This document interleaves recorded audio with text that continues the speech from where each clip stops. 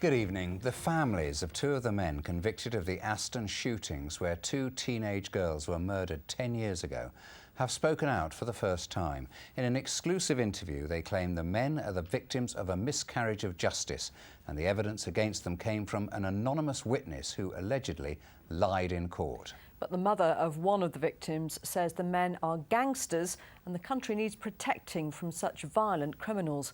Our special correspondent Peter Wilson has this report. In the early hours of the 2nd of January 2003, a car slowly cruised along this side road. A party was taking place here at what was a hairdressing shop. Inside that car were gangsters, one of them armed with an Uzi-style machine gun.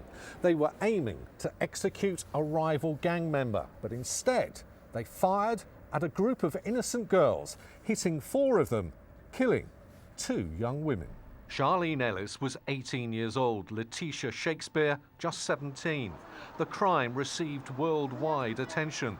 The trial of 4 young men became the story of Britain's struggle to deal with guns and gang culture.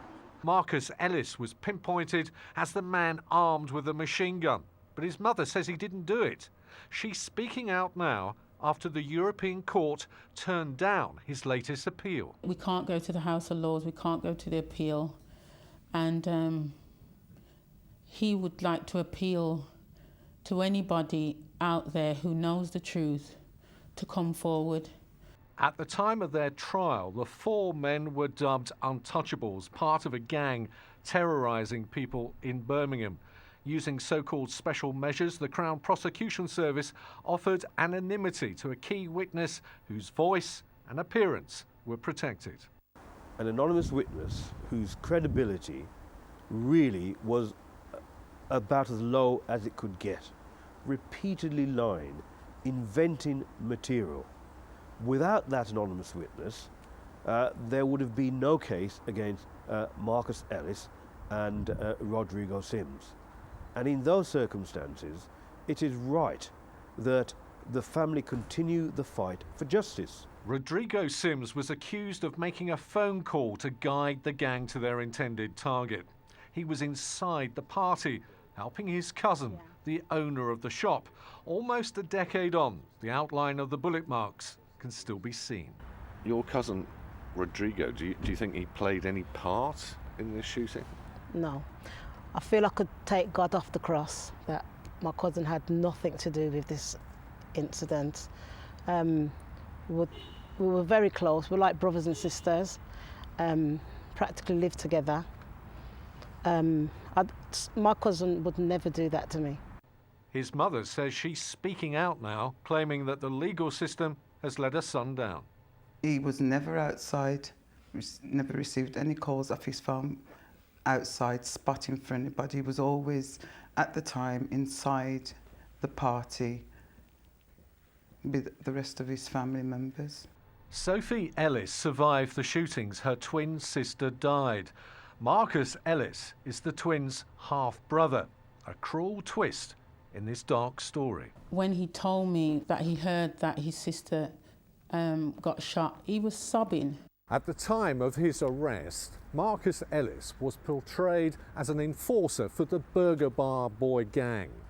So why does his mother believe that he's innocent of the Aston shootings?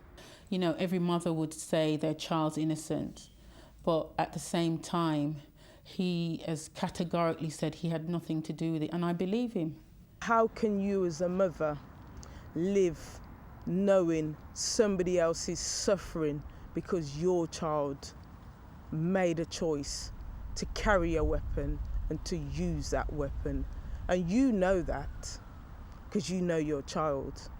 Marcia Shakespeare is the mother of Letitia. Along with Bev Thomas, Charlene Ellis's mother, they've tirelessly fought against guns and gangs since the trial. Marcia Shakespeare says the guilty men are behind bars and says that witnesses had to be protected because the gangs had become untouchable. The untouchable were touched. And because the untouchable were touched in regards to they were put away for what they did, that is a good thing. Because it's about time that young people are allowed to go out, enjoy themselves freely without walking down the streets with bulletproof gear as if we're in war. We're not in war. Tonight, West Midlands Police said that the police and the CPS took great care to protect those who needed it to give evidence. This included anonymity as witnesses were in fear for their lives. The evidence was only part of a package of evidence that convicted the 4 men. This evidence was tested in court and in the Court of Appeal. Both times, the evidence stood strong. Peter Wilson, the BBC Midlands Today, Birmingham. And Peter's in the studio now. My goodness, very powerful, very upsetting for all involved. Why are these families speaking out now? I mean, what are they hoping to achieve? Really, it's the last roll of the dice. They've tried to go through the legal processes with appeals, and they've failed each time. Now, with the consent of the 2 men who are in prison, the families have spoken out tonight. And what they're really asking for is for anyone out there across the West Midlands who knows anything about this case to come forward. And they're even asking this anonymous witness to think again, and if he has lied in court, which they claim, to actually say that out in the open. But that's why they've come to me to talk publicly about this. I mean, of course, you covered the case, 7 years ago? Do they have a case?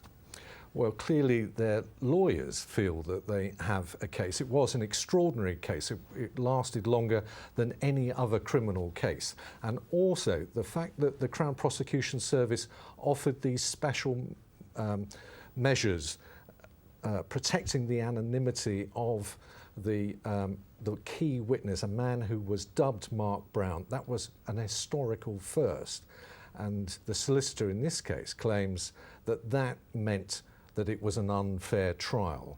But privately, detectives have said to me that the right people were put away and that gun crime fell significantly after this trial. Just briefly, what are the families of the victims saying tonight? Well, Marcia Shakespeare is saying that these men are the guilty men and they did the crime, they should serve the time. Bev Thomas, Charlene's mother, is saying that actually Marcus Ellis was linked to another murder before this, but no one would come forward in that case. And she is saying that people should get the protection that they deserve when they go to court for these type of gang murders. Peter Wilson, thank you. Coming up later in